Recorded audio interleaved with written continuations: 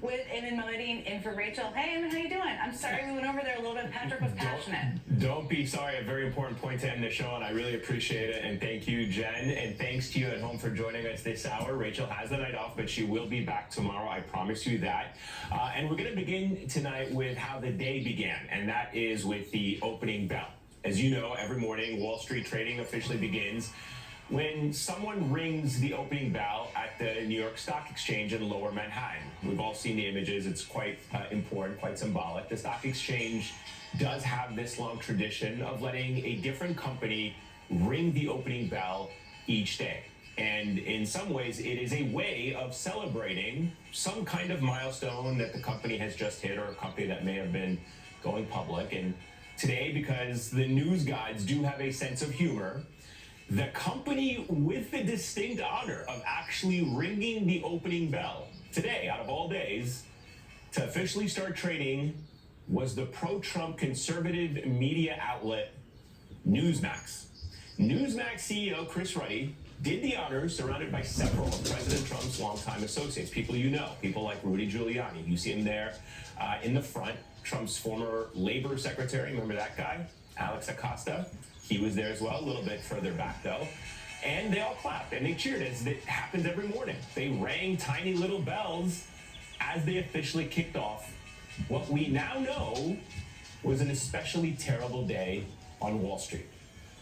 Yeah, there's no sugarcoating it. This was the worst day on Wall Street since the early days of the COVID pandemic.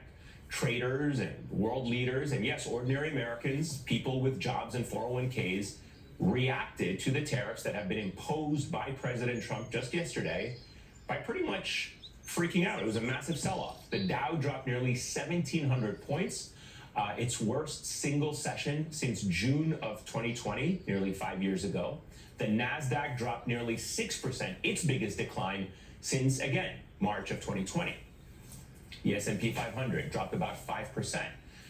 And look, I should note that the New York Stock Exchange also has a tradition of letting another company ring the closing bell to mark the end of the trading day. And today, that honor went to a company called Fiserv. The Fiserv CEO rang that closing bell, just happens to be Donald Trump's choice to run Social Security. So Trump's own allies, believe it or not, got to bookend this historic, self-inflicted freefall of a day on Wall Street. They are now the face of this historic day. Their reaction to what Trump has just done went well beyond the U.S. markets. Just take a listen to how some of our closest allies reacted over the course of the day as this news broke. Clearly, there will be an economic impact from the decisions that the US has taken, both here and globally. But I want to be crystal clear. We are prepared. The administration's tariffs have no basis in logic, and they go against the basis of our two nations partnership. This is not the act of a friend. I deeply regret the United States' decision to impose 20% tariffs on imports from across the European Union. We see no justification for this. They are all unjustified, unwarranted, and in our judgment, misguided. This is not the act of a friend. America's most important trading partners, our allies, they clearly feel betrayed by Trump's actions and this decision. These tariffs have struck a nerve all across the globe. And importantly, this new Trump trade war has also struck a nerve here at home, surprisingly, even among Republicans. Yesterday, as Trump was announcing these new tariffs, the Senate was voting on a measure introduced by Democrat Tim Kaine to end Trump's tariffs on Canada. For the first time in Trump's second term, 4 Republicans actually broke with their party to pass that bill and push back against Donald Trump. The price hikes that will happen for Maine families. Every time they go to the grocery store, they fill their gas tank, they fill their heating oil tank. If these tariffs go into effect, will be so harmful. Tariffs are a terrible mistake. They don't work. They will lead to higher prices. They are a tax, and they have historically been bad for our economy. And that was yesterday. So Republicans making the case that tariffs abroad will lead to higher prices and will actually hurt Americans and the American economy here at home. Susan Collins, Lisa Murkowski, Rand Paul, former Republican leader Mitch McConnell, they actually voted with Democrats to pass that bill to end Trump's tariffs on Canada. And the bill would still have to pass in the House. But of course, over there, Speaker Mike Johnson has already gone out of his way to make sure that Democrats cannot bring it up for a vote. We can say, though, that the pressure is beginning to mount. Today, Democratic Congressman Gregory Meeks said that he will introduce a resolution to try and force Mike Johnson to hold a vote on that no tariffs on Canada bill. Also today, Republican Senator Chuck Grassley joined with Democratic Senator Maria Cantwell introducing a bill that would give Congress the power to actually stop any and all of Trump's tariffs, to give Congress the final say on all tariff decisions. There is finally some momentum in Congress to try and take back some, albeit small, power from Donald Trump. And certainly, at least when it comes to these tariffs that have wrecked the markets as we saw play out today. How will Trump respond to that pressure? Will these breakaway Republicans actually stand their ground? What will happen to our economy while we wait to see how all of this plays out? We're going to talk to an economist and answer all these questions in just a moment. But first, joining us here on set, NBC News White House correspondent Vaughn Hilliard. Vaughn, great to see you here in New York. Take us inside the administration on a day like today. What are you hearing from your sources? What has the reaction been as the president's bombshell news of the tariffs sends markets into a free fall? We're hearing some layoffs from some companies already. And we're seeing his administration try to spin this by saying, look, a little bit of pain, but it's going to pay off in the long run. There's an inability to explain what the ultimate end game is of this. And that is why it is so striking to see the likes of Chuck Grassley, Rand Paul, Susan Collins, even Ted Cruz suggesting that he could potentially get on board with this 60-day requirement that ultimately Congress would have to approve these tariffs. Because what you are looking at is an administration compared to the first one that has not articulated over the last 24 hours what concessions they're even looking for from these litany of countries, right? In talking, I just got off a plane from the Midwest here where I was talking with some Republican farmers, ones that voted for Trump 3 times, absolutely. But even they said that the first go around, they were able to articulate, right? We want to renegotiate NAFTA, right? Or we're going to take to China. We want greater market access. We want them to stop, putting money towards state Chinese subsidized companies, right? There was a lot of like actual tangibles. But whether it be Secretary Bessent or Secretary Lutnick or the president himself, they have struggled to say and articulate to these members of Congress, but also the American people, what their goal is of this here at a time in which we're watching an American economy here question itself. So I want to drill down on that for a moment, which is what is the end goal here with these tariffs? What is the president's stated end goal? What is perhaps happening behind the scenes? It seems to me as an outside observer, there's mixed messaging, right? On one hand, they want to negotiate with these countries. And at the same time, they're saying, hey, we don't want any of these countries to make rash decisions. We want them to be rational and not to escalate. And it's hard to watch this in real time, as we just played some of the reactions from world leaders, to say they're not going to react in the same manner that we have. So it kind of begs the question, what is the end goal for Trump with these tariffs? Is it to force these countries to negotiate? Is it to bring manufacturing back into the U.S.? Do we have any sense of what that is? Well, the president himself said this was not going to be a negotiating tactic. Right. Until today, he said it was a negotiating tactic. And this is where the administration has struggled to articulate what the actual purpose is of these tariffs at a time in which there are millions of Americans who are looking at their retirement accounts, questioning the direction that whether they're going to have the means to continue on in this fashion. But then you also have the likes of, when you're talking about, right, some of these farmers who were questioning, right, what crops that they're currently seeding here in these weeks ahead. Where are those export markets going to be? If you take corn, for instance, about 30% of corn is exported overseas, about 25% of pork.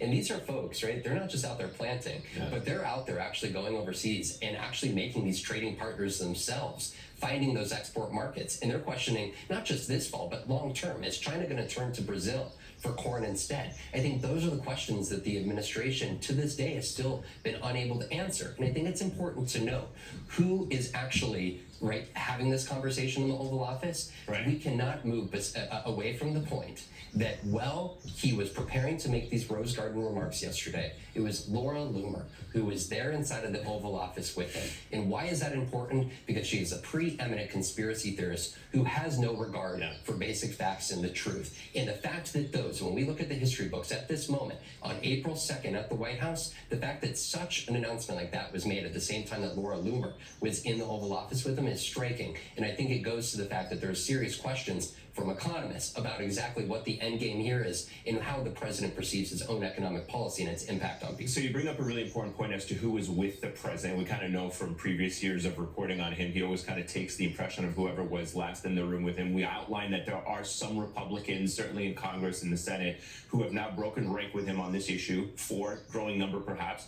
But it does make you wonder, were there any attempts, do you know of any attempts by Republicans to get to the president before this announcement about the tariffs and say, hold on, slow your roll. I know you've been talking about it, you've been promising Liberation Day, but let's just kind of game this out and play this out over the next 24 hours. Do we know whether there was any attempts to dissuade him from the train wreck that we saw play out today? No, and as opposed to the first administration, the likes of Dina Powell or Gary Cohn, who were there by the president's side, Right. I think that's where it's important when you're looking at somebody like Susie Wiles, the chief of staff to the president of the United States. She was heralded as a successful campaign manager. You know why she was successful? Why, Republicans loved Susie Wiles? Because she was not a true gatekeeper to Donald Trump. She allowed everybody to have his ear. And ultimately, Donald Trump ran his campaign. She is now the chief of staff. And what we are watching in these first 2.5 months of this administration is yet again the full access to the president himself. And he is the one who is calling these shots.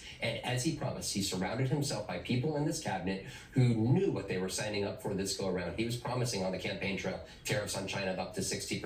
Right. That is exactly what he's now implementing. And he had people like Howard Lutnick there at Madison Square Garden the week before the election on the stage celebrating those tariffs. And I think notably, Ayman, convincing a great share of this American population, millions of Americans, including one I just got off the phone with, that this is the right path forward. And that short-term pain is the president is telling them that they are about to endure, whether it be from the farms or from the brewery or over at their local store. Or the 401k is being wiped out today. That short-term pain is going to be worth it in the end. And there are millions of Americans that voted in that belief and now are expecting him to come through.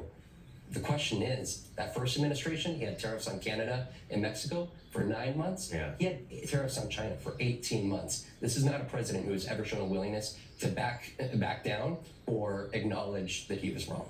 Von Hilliard, it's great to see you. I'm sure it is going to be a long couple of days as this continues to unfold. Really appreciate your reporting. And tonight, joining us now, Betsy Stevenson, the former chief economist of the United States Department of Labor under President Obama. Betsy, it's great to have you on the show with the perspective and insight of an economist. Talk to me about what you think these tariffs will actually mean for viewers at home. We touched on this a little bit with Vaughn right now, but for ordinary Americans, explain to us how this will actually impact them, both in the short term and in the long term. Well, obviously, ordinary Americans who are relying on their savings, retirees, are already seeing that they're taking hits to what they have. But I think what we're really going to see is price increases. And they will happen pretty quickly. We might not see them tomorrow. We might not even see them next week. But I think within the end of the month, if these tariffs stick, I don't think that there are a lot of companies out there that aren't going to be able to withstand paying these tariffs without passing it on to their customers quite quickly. So I think we're going to see a spike in prices and inflation. And we already see that in the data on inflation expectations. So people are expecting inflation to be higher. And then what we will also see is layoffs. We're going to see an economy where economic growth is slowing. Will it slow all the way to the point of a recession? I don't know. I think it's more likely than not. But what we do know for sure is we're not going to have the kind of robust growth that we've seen over the last couple of years. I think we're going to see that start to slow down. And so what you're going to see is, for ordinary people, more of your friends and family who don't have access to jobs, higher prices when you go to the grocery store, when you go to buy clothing, or you go to buy ordinary items. And I think that's going to stick around for quite some time. So let me, if I would say like this conversation was happening with Republicans, and certainly the administration has been making this argument, they say short-term pain for long-term gain. They make the argument that by creating these tariffs, we're going to see an increase in manufacturing here in the United States. What is the validity of that argument? And is there any truth to increasing these tariffs will somehow compel American companies, whether it's pharmaceutical companies or automobile manufacturers, to suddenly overnight get these plants up and running, create jobs, and produce goods that are going to be cheaper than what is coming in from overseas? Okay.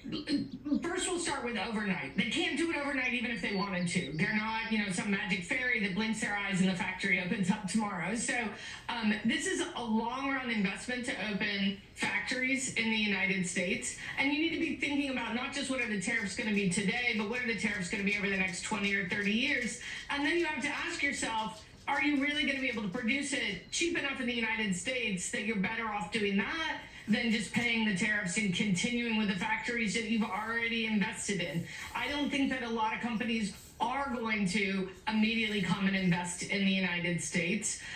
First of all, we're going to have a slowing economy. That's not a great investment environment. We're also going to have less stable prices with higher inflation, also not the best environment for investing. But let's put some numbers on all of this.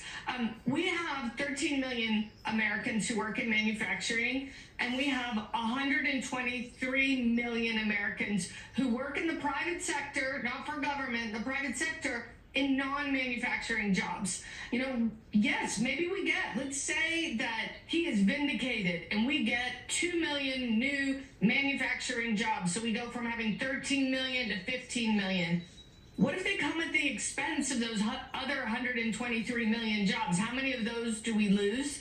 And it's also worth noting that the typical pay, the average pay in those other jobs is higher than what we see in manufacturing. So it's not clear that we're going to be giving up jobs that are worse in order to get these manufacturing jobs. So it's even in his best case scenario where we have higher prices that persist, that we now make very expensive garments, clothing, iPhones in the United States, and many people can't afford them. So we have smaller sales, that those are the kind of jobs that the American public wants. American public wants high-paying jobs, not low-paying, low-skilled assembly jobs. Betsy Stevenson, former chief economist of the U.S. Department of Labor, thank you so much for helping us sift through all of the noise today. Greatly appreciate it.